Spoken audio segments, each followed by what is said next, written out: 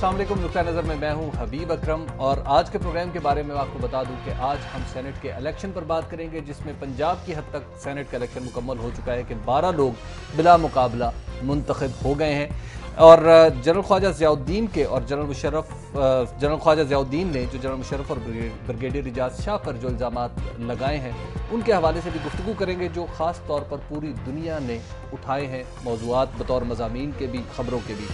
इसके साथ साथ वज़ीर आज़म का बलूचिस्तान पर ऑल पार्टीज़ कॉन्फ्रेंस बुलाने का ऐलान भी कि बलूचिस्तान के मामला जल्द अज जल्द सुधार लिए जाएं, और ये भी वज़ीर आज़म से मंसूब किया जा रहा है कि वज़ीर आज़म कहते हैं कि अमेरिका ने जो इस पर डिस्कशन शुरू की है वो भी दरअसल रेड लाइन को अबूर करने की सी बात है। दिफाई पाकिस्तान कौंसिल का कौमी असम्बली के बाहर धरना और नेटो सप्लाई का मुस्तकबिल, इस पर भी बात होगी, और ओवरसीज़ पाकिस्तानियों को वोट का हक मिल गया है, अब इस पर अमल दरामद कैसे होगा इस पर भी बात करेंगे, और इन तमाम बातें इन पर जो नुक्ता नज़र जानेंगे हम मुजीबुर रहमान शामी साहब का। अस्सलाम वालेकुम सर। वालेकुम अस्सलाम। सर, सबसे पहले तो सेनेट के हवाले से वो इलेक्शन जो मैं वो सवाल जो मैं प्रोग्राम से पहले आपसे पूछ रहा था कि आप कह रहे हैं कि मैं अर्ज कर रहा था कि ज़मीर के मुताबिक वोट देना ही इलेक्शन है, आपने कहा था कि नहीं सेटिंग होगी तो ये इलेक्शन हो गया। देखिए, सेटिंग कोई लफ्ज़ नहीं है। ये इस इलेक्शन में सेनेट में वोट देते हैं अरकान असेंबली, ठीक है। ये सूबाई असम्बलियों के अरकान सेनेट के अरकान को मुंतखब करते हैं और वो इस बात के पाबंद हैं कि पार्टी डिसिप्लिन के तहत वोट दें। जिस पार्टी के टिकट पर वो मुंतखब हुए हैं उस पार्टी के टिकट होल्डर को सेनेट में भिजवाएं। यहां कोई चॉइस नहीं है उनके पास ओपन। और ज़मीर अगर उनका बहुत जागा हुआ है और पार्टी के खिलाफ बगावत करना चाहता है तो अपनी सीट से इस्तीफा दें और दूसरी पार्टी के टिकट पे इलेक्शन लड़े। इसलिए ये जो बिला मुकाबला इंतखाब हुआ है जी, यही इंतखाब होता तब भी यही नतीजा निकलता। सेनेट का देखिए, सेनेट में हर रुकने असेंबली का एक वोट नहीं होता, उसके ये प्रोपोर्शनेट रिप्रेजेंटेशन के तहत इलेक्शन होते हैं। जिस पार्टी के जितने फीसद अरकान है जी, वो उतने फीसद सीटें हासिल कर लेती है। लेकिन अरकान को बोलने का हक तो नहीं है ना? ये बोलने का मसला नहीं है, इलेक्शन में बोला नहीं जाता, इलेक्शन में वोट दिया जाता है और वोट है पार्टी डिसिप्लिन के ताबे। ये बात बिल्कुल 100% नोट कर लीजिए। तो जो लोग कहते हैं जी ये इलेक्शन होना चाहिए, वो चाहते ये हैं कि ऐसे इलेक्शन हो जिनमें पार्टी को वायलेट किया जाए, फिर उन पर इल्जामात लगाए जाए कि इन्होंने पैसे ले लिए हैं, इन्होंने रिश्वत ले ली है, इन्होंने दबाव कबूल कर लिया है, और फिर सूबाई असेंबलियों का मुंह काला किया जाए। तो इसलिए देखिए, ये मैं तो इस बात का हामी रहा हूं कि जिस तरह सूबाई असेंबलियों के इंतखाबात होते हैं और वोटों की और सीटों की परसेंटेज मालूम हो जाती है जी, बिल्कुल उसी वक्त ये तय हो जाना चाहिए, फहरिस्तें दे देनी चाहिए इलेक्शन कमीशन को कि सेनेट के मेंबर्स ये हैं, कि सेनेट के मेंबर्स ये होंगे 3 साल के लिए और उसके बाद दूसरे होंगे 3 साल के लिए, क्योंकि ये जरूरत ही नहीं है। इलेक्शन जो है जिस तरह ख्वातीन की सीटों पे होता है उसी तरीके से इन नशिस्तों पर भी हो सकता है, यानी जिस तरह रिजर्व सीट पे नामजदगी चलती है। और इस तरह की आपने सूबाई असेंबली में जितनी नशिस्तें हासिल की हैं, अगर 1/3 नशिस्तें हैं तो 1/3 आपको सीटें मिल जाएंगी और एक आध का फर्क पड़ जाता है, क्योंकि तनासुब की वजह से कई वोट होते हैं एक रुकन के, इसलिए बाज़ औकात उसकी प्रायोरिटीज में फर्क आता है, तो कोई एक आध पॉइंट्स पर भी कामयाब हो जाता है। यानी आपके ख्याल में यहाँ पे 2-4 जैसे मोहसिन लगारी हैं, एक एमपी हैं, उन्होंने कोशिश की इलेक्शन लड़ने की, जिनके पास ना तजवीज करने वाला था ना तायद करने वाला था, उन्होंने इलेक्शन लड़ने की कोशिश की है। मोहसिन लगारी साहब बड़े बड़े दोस्त हैं, दानिश्वर हैं, और शायद कहीं इधर उधर अब होने वाले हैं तहरीक इंसाफ में शामिल ना हो जाए। मगर मैं आपसे ये अर्ज कर रहा हूं, तंबीह कर रहे हैं या खबर दे रहे हैं? मुझे ऐसे सुनगुन हो रही है कुटकुट जी। बात यह है, मोहसिन लगारी साहब को ये तो मालूम होना चाहिए कि इलेक्शन में हिस्सा लेने के लिए तजवीज करने वाला भी चाहिए, तायद करने वाला भी चाहिए। अच्छा शामी साहब, चलिए आप कह रहे हैं कि जमीर के मुताबिक वोट अगर नहीं भी दिया, जमीर क्या चीज है? अच्छा, आप बेजमीरी का नाम जमीर रख रहे हैं। यानी मैं एक पार्टी के टिकट पे इलेक्शन लड़ता हूं और उस पार्टी के मैंडेट को वायलेट करता हूं और कहता हूं कि जमीर के मुताबिक। इस तरह के जमीर की इजाजत नहीं है पार्लिमानी सियासत में और असूली सियासत में। ये वसूली और हसूली और बेअसूली, इस सियासत में गुंजाइश है इसकी, जिसे मारूफ लफ्जों में लोटाइज्म कहा जाता है। अच्छा शामी साहब, सेनेट इलेक्शन के बारे में एक बात चल रही थी और खास तौर पे पीपल्स पार्टी की तरफ से कही जाती थी कि सेनेट का इलेक्शन रुकवाने के लिए मेमो भी आ रहा है, वजीर आजम के ऊपर मुकदमात भी हो रहे हैं और सारे के सारा चक्कर चल रहा है। सेनेट का इलेक्शन तो हो गया, क्या साजिशें पीपल्स पार्टी ने नाकाम बना दी या कोई थी नहीं? देखिए, आप मुख्तलिफ हमारे जो एंकर्स हैं, तज्जिया निगार हैं, तज्जियाकार हैं, उनकी गुफ्तगुएं सुन लें, उनकी टेपें सुन लें।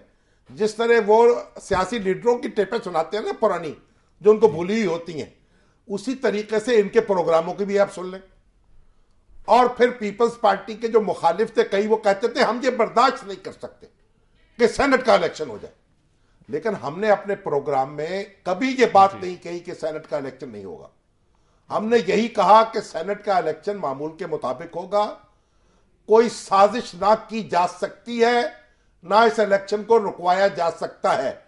और जो लोग इस तरह की बातें कर रहे हैं वो सिर्फ एक धोखाधड़ी की वारदात कर रहे हैं और डरा रहे हैं। वो ये जो पीपल्स पार्टी है ना, इसको डराना भी तो है ना उसके मुखालफिनों। वो आपको याद है, मुझे बहादुर शाह जफर का शेर याद आ गया कि जरा उनकी शौकी तो देखिए, लिए जुल्फे खामशुदा हाथ में, मेरे पास आए दबे दबे, मुझे सांप कह के डरा दिया। तो ये जो जुल्फ होती है ना, इसको सांप कह के भी डराया जाता है। और पीपल्स पार्टी डर रही थी और खौखा रही थी, बस इतना ही मेरा ख्याल खेल मालूम होता। अच्छा शम्स साहब, अब जो एतजाज अहसन भी अब माशाल्लाह एक सेनेट के मोअज़्ज़ज़ मेंबर हो गए हैं, पहले भी रहे हैं जी, पहले भी रहे हैं, एमएनए भी रहे हैं, एमएनए भी रहे हैं। और वैसे एक मैं जो अर्ज करना चाहता हूँ, वो एक तो इनकी जायदाद के बारे में बड़ी इंटरेस्टिंग चीजें सामने आई कि इनकी और इनकी बेगम के नाम पे खासी बड़ी जायदाद है और बड़े करोड़ों रुपए। नहीं तो आपको तो मालूम होना चाहिए, तो बड़े जिम्मेदार थे इनके वालिद चौधरी मोहम्मद आसन साहब, तहरीके पाकिस्तान के एक सरगर्म कारकुन थे गुजरात के। और वो जब मैं जिंदगी का एडिटर था तो कई बार मेरे पास भी तशरीफ लाए, इतने मुरब्बत और मोहब्बत के साथ, और कभी मजमून भी लिखते थे, बड़े अच्छे मजमून निगार भी थे। अच्छा एतजाज अहसन साहब अब जब सेनेट में जाएंगे, do you think Peoples Party को कुछ सपोर्ट मिलेगी? देखिए, पीपल्स पार्टी के तर्जमान होंगे वो। बाबर अवान साहब भी माशाल्लाह पहुंच गए वहां सेनेट में, तो खूब मिलेगी, खूब गुजरेगी, जो मिल बैठेंगे दीवाने तो। और बाबर अवान के भी वैसे एसेट्स बड़े दिलचस्प हैं, स्पेन तक फैले हुए हैं। देखिए, बाबर अवान साहब के पता नहीं एसेट स्पेन तक हैं, जापान तक है, मुझे नहीं मालूम। अगर आपको मालूम है तो आप चैलेंज कर दीजिए उनको। बात यह है कि मुस्लिम लीग नून ने बड़े अच्छे तरीके से टिकट दिए हैं, अपने पुराने लोगों को टिकट दिए। हमजा साहब जो इंतहाई काबिल एहतराम है, पुराने पार्लियामेंटेरियन है, वो उनको टिकट दिया और बड़े कलंदर आदमी है। और इसी तरह दूसरे सारे लोग हैं, मगर उन्होंने ना तो हम ख्यालों का मुतालबा माना है। उनका कहना था कि हारून अख्तर साहब बड़े अच्छे, उनको परफॉर्म किया, उनको आप सीट दे दीजिए, उन्होंने नहीं दी। हालांकि हारून अख्तर इंतहाई ज़हीन और इंतहाई यानी बड़े आर्गुमेंटेटिवली बात करने वाले, मैं उनसे बड़ा मुतासर हूं इस तरह। उसी तरीके से उन्होंने ये जो फॉरवर्ड ब्लॉक था, इसने भी एक एजाज शफी साहब के नौजवान है, उनको कहा था इनको रेंजार खां से इनको सेनेट का टिकट दे दे, उसको भी नहीं दिया। मुस्लिम लीग नून ने अपने पुराने आजमूदा कारकुनों को टिकट दिए हैं और ये बड़ी अच्छी रवायत। शामी साहब, ब्रेक का वक्त हो रहा है, लेकिन एक बात मुझे जल्दी से बता दें, क्या अब सेनेट के इलेक्शन तो हो चुके, क्या इसके बाद मुकम्मल हो जाएंगे? चंद मुकम्मल हो चुके, मतलब पंजाब तो हो रहे हैं। तो पंजाब को आप पूरा पाकिस्तान को हम तस्वुर कर रहे हैं कि चूंकि प्रोसेस बड़े सूबे में हो गया, जल्द मुकम्मल हो जाएगा। बड़ा छोटा कुछ नहीं है, ये बराबर है सेनेट में सारे। जो मैं अर्ज करना चाह रहा हूं वो ये, आप जरा बड़ापन एक तरफ रखते हैं। अच्छा, क्या अब सेनेट के बाद नए इलेक्शन कब होंगे? इस दफा तो कुछ नए इलेक्शन तो वो अक्टूबर की बात कर रहे हैं जी, और अक्टूबर करते करते थोड़ा सा आगे भी जा सकते हैं। लेकिन क्योंकि पीपल्स पार्टी ये जो बजट पेश कर रही है, इसमें कुछ रायतें दे के काम आगे चलाना चाहती है, इसलिए मुमकिन है अक्टूबर में हो जाए। शाम साहब, ब्रेक का वक्त हो गया। ब्रेक पर जाने से पहले मैं आपको बता दूं 0423636810 पर आप हमें कॉल भी कर सकते हैं और आपके सवालात हमारे प्रोग्राम का हिस्सा होंगे। देखते हैं इस तरह से।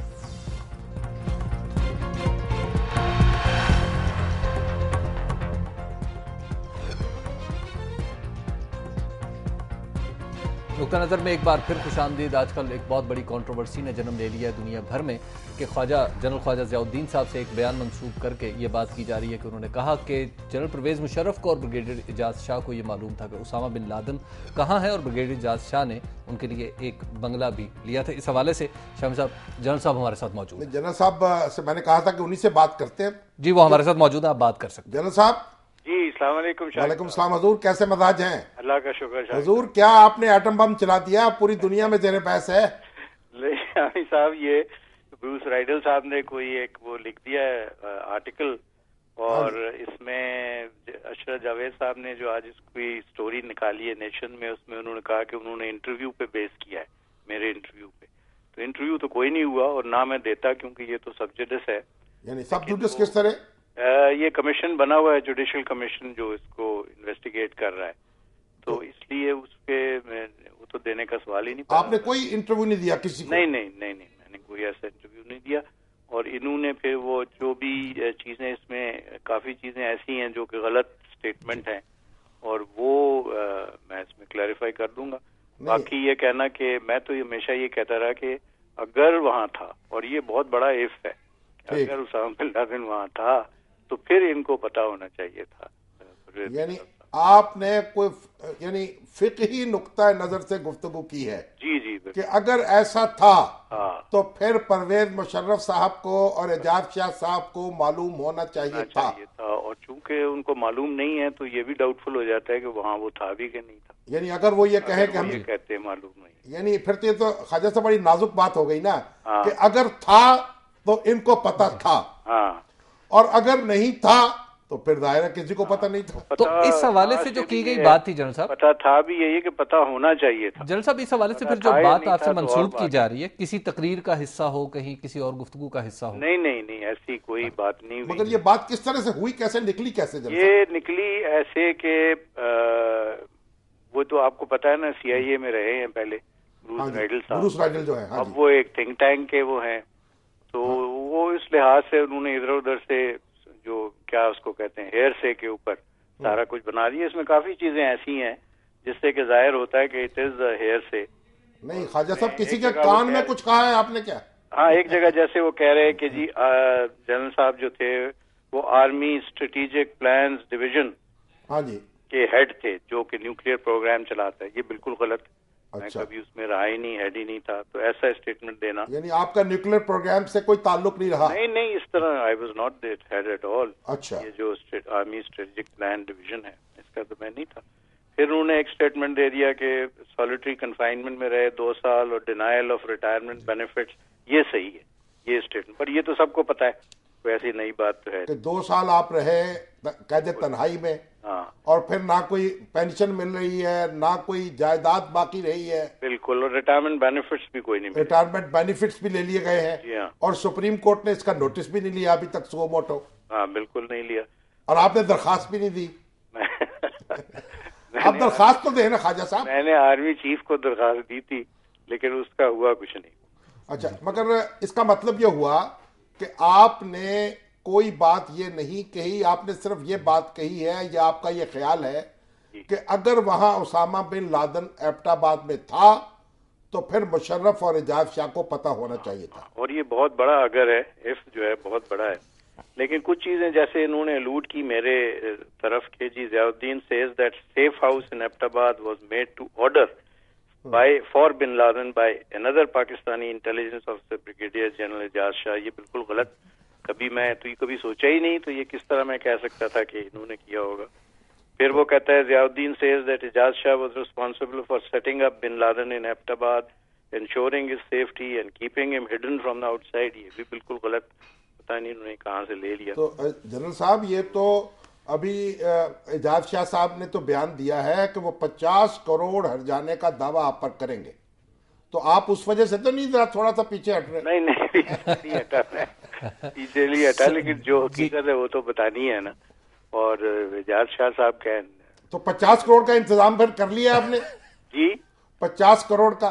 हाँ जी। तो वो भी उनका भी जो होगा दावा, वो आप कह लें हेरसे के बेसिस पे हो। शम्स साहब शुक्रिया जी, बहुत मेहरबानी, आपका बहुत शुक्रिया। जान साहब एक ब्रेक का वक्त हुआ चाहता है और ब्रेक पर जाने से पहले मैं आपको बता दूं 0423636810 पर आप हमें कॉल भी कर सकते हैं। देखते रहिए इस तरह से।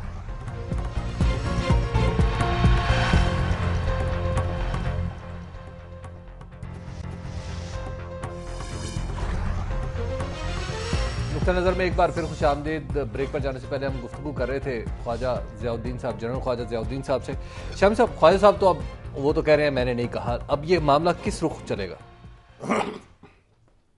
देखिए, ख्वाजा साहब की ख्वाहिश तो ये मालूम होती है कि परवेज मुशर्रफ साहब जाए अमेरिका और FBI वाले उनको घेर ले, इंटरोगेट करें और पूछे कि भाई बताओ उसामा बिन लादेन के बारे में क्या तफसील है तुम्हारे पास, तो कुछ उनको ठंड पड़ जाएगी। देखिए, उनके साथ ज्यादती भी तो बड़ी हुई है ना। वजीर आजम ने उनको मुकर्रर किया बाकायदा कानूनी तौर पर और उनको हवा खानी पड़ी जेल की और सारी जायदाद भी गई। तो इसलिए ख्वाजा साहब के जज्बात भी माशाअल्लाह समझे जा सकते हैं। अच्छा शम्स साहब, गोया आप ये समझे कि मामला सब साइड होना शुरू हो गया? हाँ, मतलब जाहिर है उन्होंने जब इस तरह बात कही नहीं जी। अच्छा शम्स साहब, वजीर आजम ने वो अमेरिका में जो डेवलपमेंट हुई कि बलूचिस्तान के हवाले से, अब वजीर आजम कह रहे हैं कि अब बलूचिस्तान के हवाले से हम भी ऑल पार्टीज कॉन्फ्रेंस बुलाएंगे। अब सवाल ये पैदा होता है कि क्या हमने हर चीज़ अमेरिका को देख के करनी है जब मामला इतने ख़राब हुए कि कोई दूसरा मुल्क डिस्कस कर रहा है और अब हम डिस्कस करने लगे? देखिए, बलूचिस्तान तो हमारी तवज्जो का मरकज़ है। 18वीं तरमीम हुई, सूबाई खुद मुख्तारी को वसी किया गया, फिर हकूक़ बलूचिस्तान पैकेज आया। ये तो बलूचिस्तान पर तो तवज्जो देनी है और अमेरिका में जो कुछ हुआ उस पर हमारी कौमी असम्बली ने और सेनेट ने एहतजाज किया और चौधरी निसार अली खान साहब ने बड़ी पुरजोश तकरीर की। उन्होंने अमेरिका से कहा कि जिस वक्त ये बुगटी साहब यहाँ मारा गया उनको, उस वक्त अमेरिका में क्यों ये कमेटी का इजलास नहीं हुआ। अभी आप देखें, गुजरात जो है, इंडियन गुजरात, उसमें हजारों मुसलमान मार दिए गए, उस वक्त कमेटी को याद क्यों नहीं आया? कश्मीर में जो जुल्म हो रहा है, कमेटी को उस वक्त क्यों नहीं याद आया? तो कमेटी जो है, अमेरिका की कमेटी, उसको मालूम होना चाहिए कि ये हर जगह उनकी धौंस नहीं चल सकती। वो अफगानिस्तान में कुछ नहीं कर सके, अब बलूचिस्तान में क्या करेंगे? इस तरह उन्होंने उन लोगों को कमजोर किया है जो अपने हकूक की बात करते हैं बलूचिस्तान में। एक बात। दूसरी बात, ये वजीर आजम ने कहा है कि हम ऑल पार्टीज कॉन्फ्रेंस बुलाएं। बिल्कुल बुलानी चाहिए, क्योंकि आप देखिए आईनी तौर पर और कानूनी तौर पर तो कोई काबिल जिक्र मसला नहीं रहा। जो सारे मुतालबात हैं बड़ी हद तक माने जा चुके हैं। अब वसाइल में हिस्सा हो, उनकी गैस है उसके अंदर हिस्सा बढ़ा दिया गया, तेल अगर निकलेगा उसमें हिस्सा बढ़ जाएगा, ये सारी चीजें तय हो गई। गवादर जो है उसके बारे में भी चीजें तय हो गई, बलूचिस्तान हुकूमत जो है उसकी अथॉरिटी को तस्लीम कर लिया गया। अब बात है प्रैक्टिकली वो लोग जो बंदूक उठा चुके हैं वो कैसे आए सियासत में, उनको भी गौर करना चाहिए। बलूचिस्तान में देखिए, बलूचिस्तान में मारे जा रहे हैं लोग, लाशें मिल रही हैं, मिसिंग पर्सन्स हैं, एजेंसियों पर इल्जाम लग रहा है और इधर पंजाब में भी लग रहा है, पख्तूनख्वा में भी लग रहा है और यहां तो 7 मुर्दा हालत में जिंदा लोग वो सुप्रीम कोर्ट ने बरामद किए एजेंसियों के पास से, और एक की तो मां जो है वो मर गई है, 2 की देखते हैं उनके अगले दिन। तो आप मुझे बताएं कि ये सारे मामलात हैं, ये हमें तय करने हैं। एजेंसियों को भी लगाम डालनी है, बल्कि नुकेल डालनी है।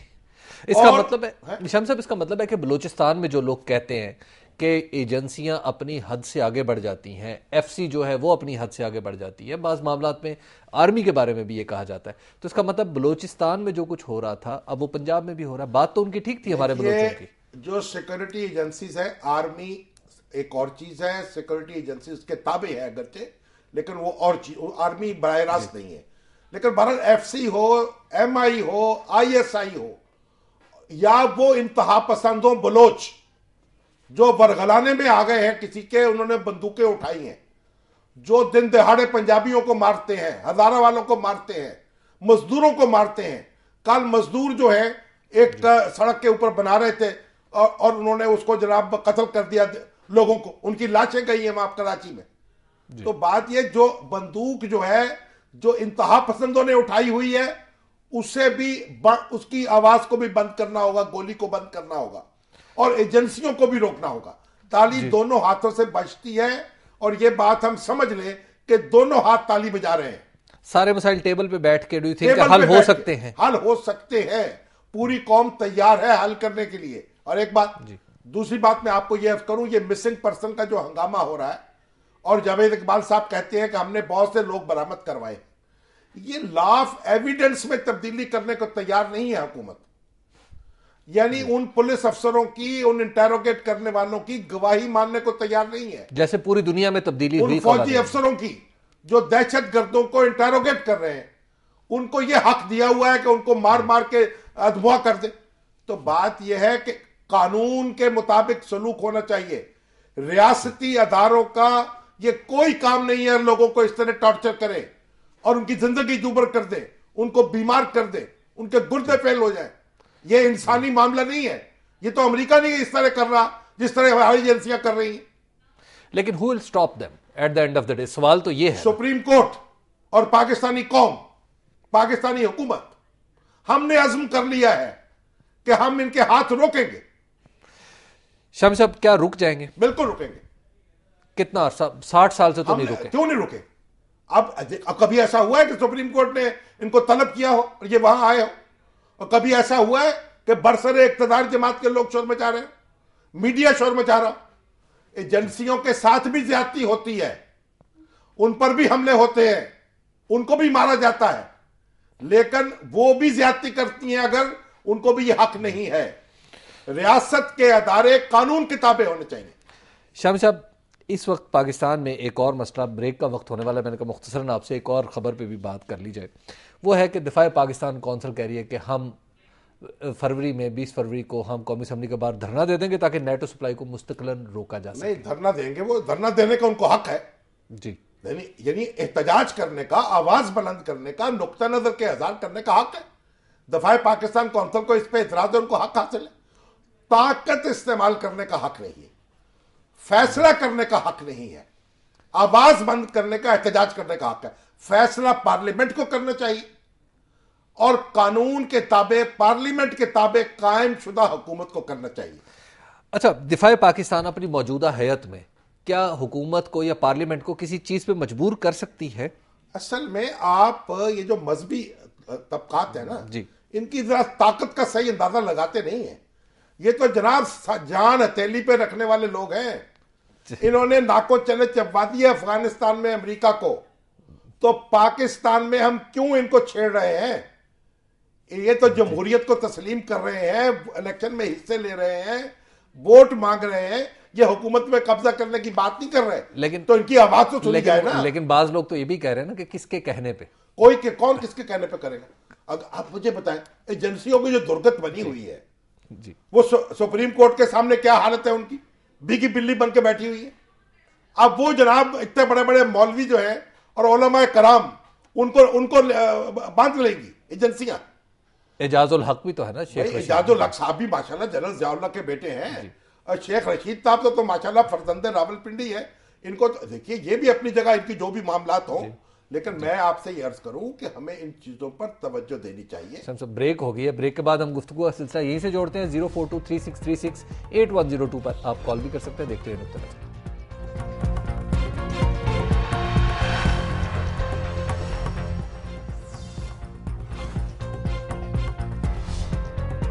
नुक्ता नज़र में एक बार फिर खुशामदीद, चलते हैं सवालात की तरफ। और आज सबसे पहला सवाल है फेसबुक से, और जहां पे राना कासिम अली साहब ने पूछा है, शामी साहब के जो वोटिंग राइट्स हैं वो ओवरसीज पाकिस्तानीज को तो दे दिए गए हैं, अब ये बताएं कि ये काम कैसे करेंगे एक, और क्या इनके लिए कुछ सीटें भी मुख्तस होंगी? देखिए, मैं समझता हूँ बात अगर यूं कही जाए, इनके वोटिंग राइट तो हासिल था, क्योंकि जो ओवरसीज पाकिस्तानीज हैं वो यहां भी कहीं ना कहीं किसी न किसी जगह के रहने वाले हैं, तो उनके वोट यहां फहरिस्तों में दर्ज होते होंगे। बिल्कुल ठीक है, और इन फहरिस्तों की बुनियाद पर ही वो वोट देंगे ना। अब यह है कि पहले वो यहां आकर वोट दे सकते थे, अब वो जहां वहां रहते हुए वोट दे देंगे, दे पाएंगे। तो अब देखना पड़ेगा कि हल्का बार उनके वोट चाहिए होंगे ना, तो वो वोट कैसे देंगे? आया पोस्टल बैलेट होगा, वहां तो छुट्टी नहीं होगी, वर्किंग डेज होंगे, यानी यूरोप में और अमेरिका में खास तौर पर। फिर सऊदी अरब में भी ट्रांसपेरेंसी बहुत बड़ा क्वेश्चन तो होगा। नहीं, फिर यानी ये एक किस्म का पोस्टल बैलेट होगा जी, यानी पोलिंग स्टेशन कैसे कायम होंगे एक दिन में, तो वोट, तो कई पेचीदगियां हैं जिन पर गौर करना पड़ेगा, क्योंकि कई फैसले हम कर लेते हैं ना तो गौर बाद में करते हैं। तो अब ये फैसला हो गया, वोट तो हक ने दे दिया, अब वोट वो वहां न्यूयॉर्क में, जद्दा में, दुबई में डाल सकेंगे। अब हम गौर करते रहेंगे। अब गौर करेंगे कैसे डालेंगे। मौजम साहब है बेल्जियम से। जी अस्सलाम वालेकुम मौजम। जी वालेकुम सलाम, मौजम बात करूं बेल्जियम से। हाँ जी फरमाए जनाब। शामी साहब, कल टीवी पर बहुत अफसोसनाक वाकया हुआ और बैरिस्टर सैफ ने बहुत नाजेबा अल्फाज इस्तेमाल किए जिसके मजम्मत करते हैं, लेकिन आपको अर्ज करनी है कि एंकर पर्सन हजरात को चाहिए कि बलोचिस्तान के जो असल मसाइल है, जो लोग आते हैं वो सिर्फ इल्जामात लगाते हैं लेकिन मसाइल की तरफ इशारा नहीं करते। जी मौजम साहब, और इनके जो हल है। जी सर, आपकी बात बिल्कुल दुरुस्त है। देखिए ये वाकया जो कुछ भी पेश आया, किसी दूसरे चैनल में, किसी दूसरे प्रोग्राम में पेश आया, तो मुनासिब तो ये था कि आप वही टेलीफोन करते, लेकिन बहरहाल जो बात आपने कही है वो दुरुस्त है। हमें मसाइल पर जाना चाहिए, इल्जामात पर नहीं जाना चाहिए। और इल्जामात तो एजेंसियों पर भी लगाए जाते हैं और एजेंसियों के मुखालफों पर भी लगाए जाते हैं। जो इंतहा पसंद हैं, जो हकूक की बात करते हैं, उनके हाथ भी खून से रगे हुए हैं और एजेंसियां भी जो है वो दूध की नहाई हुई नहीं है। तो ये सारा तवाजुन के साथ बात करनी चाहिए और तवाजुन से मसाइल का हल तलाश करना चाहिए। तारिक हयात साहब हैं, इन्होंने पूछा है कि क्या बलूचिस्तान में प्रॉब्लम जो है वो सरदार हैं या आर्मी है? नहीं, प्रॉब्लम देखिए इंतहा पसंद है, ना सरदार प्रॉब्लम है ना आर्मी प्रॉब्लम है। बात यह इंतहा पसंदों ने जब कार्रवाइयां शुरू की हैं तो उनका कहना यह कि वो फौजी एक्शन के नतीजे में हुई हैं। जी, अब फौजी एक्शन पहले हुआ है, कार्रवाइयां पहले हुई हैं, ये अंडे और मुर्गी की बहस है। बड़ा ये बात अपनी जगह हकीकत है कि फौजी एक्शन भी किया है बार बार बिला जरूरत, और फिर उसके बाद इंतहा पसंदी भी पैदा हुई है और वो भी उसका नतीजा है। तो अब वो दोनों ही चीजों को हमें खत्म करना पड़ेगा, दोनों को कंस्ट्रेंट का मुजाहरा करना अपनी अपनी जगह वापस चले जाए। अहमद साहब है गुजरांवाला से। जी अस्सलाम वालेकुम अहमद साहब। जी अस्सलाम वालेकुम जी। मैं शामी साहब से ये गुजारिश करना चाहता हूँ कि ये माशाल्लाह सिर्फ सहाफी नहीं है, फिलोसफर भी है। इस फलसफे पे सोचें कि हमारी बड़ी एजिंग लीडरशिप है शामी साहब, जितनी भी पॉलिटिकल लीडरशिप है, और जो आने वाली नौजवान नस्ल है उसके लिए नई लीडरशिप जो है वो नहीं आ रही। ये जो अभी आपका इलेक्शन होगा वो तो 5 साल निकालेगा। जितनी भी top leadership of all the political parties, they are an ageing process. तो उसके बाद देखिए हमारे पाकिस्तान की हिस्ट्री में कोई भी ये जितने भी है माशाल्लाह 60-65। नहीं, वो आपकी बात दुरुस्त है, लेकिन आप उम्र से ना घबराएं। आप देखिए क्या उम्र थी रेगन की और इतना बड़ा सदर समझा जाता है, लेकिन अगर ये प्रोसेस चलता रहे, जमहूरियत चलती रहे, नई लीडरशिप आती चली जाती है और ये जवान भी अब आएंगे और बूढ़े जो है आहिस्ता आहिस्ता जवानों को रास्ता दे देंगे। अभी तो ये शिकायत लोगों को होती है कि इन पुरानों ने अपने शहजादों को बिल्डअप करना शुरू कर दिया है और इसका अब नए जो है अवाम में से भी लोग आएंगे। आप परेशान ना हो, इस मामले को चलने दें। जुल्फकार साहब है लाहौर से। जी अस्सलाम वालेकुम जुल्फकार साहब। अस्सलाम वालेकुम जी। शामी साहब मैं गल करना चाहना, पंजाबी दे विच नाराज ना होना। नहीं, नाराज क्यों होना है, पंजाबी हमारी जुबान है। शामी साहब गल है कि पिछले हफ्ते एक गल की थी भट्टो साहब के बारे च कि उन्हों के खिलाफ बड़ी एक वड्डी तहरीक चली सी। मैं जनाब वो तहरीक वेखी है, लेकिन उस तहरीक के पिछे मुकासद सन वो नहीं तुसी बयान कदी कीते, वो की सन? देखो जी गल वो अपना अपना इख्तलाफ है। जो पीपल्स पार्टी के हामी हैं वो मकासद तलाश करते रहे, जो पीएनए के हामी थे वो धांधली की दुहाई दे रहे थे। लेकिन एक बात से आप इनकार नहीं कर सकते कि इंतखाबात में धांधली हुई और उसके नतीजे में तहरीक चली। जी, तस्लीम भी की गई। दानिश साहब हैं कराची से। जी अस्सलाम वालेकुम शामी साहब। वालेकुम अस्सलाम जी। मेरा आपसे ये सवाल था कि शामी साहब ये अभी हमारी आर्म फोर्सेस और जुडिशरी ने आफ्टर ईयर्स ऑफ ब्लंडर्स अब अपने आप को मानते हैं कि जी हमसे पास में गलतियां हुई, तो ये क्यों नहीं होता कि ये लोग पब्लिक के सामने आके पब्लिक अपॉलॉजी दें? इनके जो अभी हेड हैं वो अपनी इंस्टीट्यूशन की पास मिस्टेक्स पे आके अपॉलॉजी दें, जिस तरह के पीपल्स पार्टी के वजीर आजम ने जो है उसमें बलूचिस्तान इशू और एजुकेशन की नेशनलाइजेशन पे स्टैंडिंग नेशनल असेंबली में उसने अपॉलॉजी दी थी जुल्फिकार अली भुट्टो के बारे में। जी देखिए सुप्रीम कोर्ट के जो ताजा फैसले आए हैं वो उस पे वो आधार माजरत नहीं है, उन्होंने वो फैसले खत्म कर दिए जिन पे जो वेलकम करते थे टेक ओवर करने वालों को। तो सुप्रीम कोर्ट ने अब कहा कि अब किसी मार्शल लॉ की तौसीक नहीं की जाएगी और यही एक माफी है, ये आधार माजरत है। और बाकी आपने पीपल्स पार्टी के वजीर आजम की बात की, बड़ी अच्छी बात है जहां उन्होंने माजरत की, लेकिन जो मशरकी पाकिस्तान में जो हुआ, जो फौजी कार्रवाई वहां हुई, काश उसके बारे में भी माजरत कर ले पीपल्स पार्टी और हमारी फौज भी और फिर बांग्लादेश की अवामी लीग भी, क्योंकि तीनों उसमें शरीक थे पाकिस्तान की डिसमेंबरमेंट में।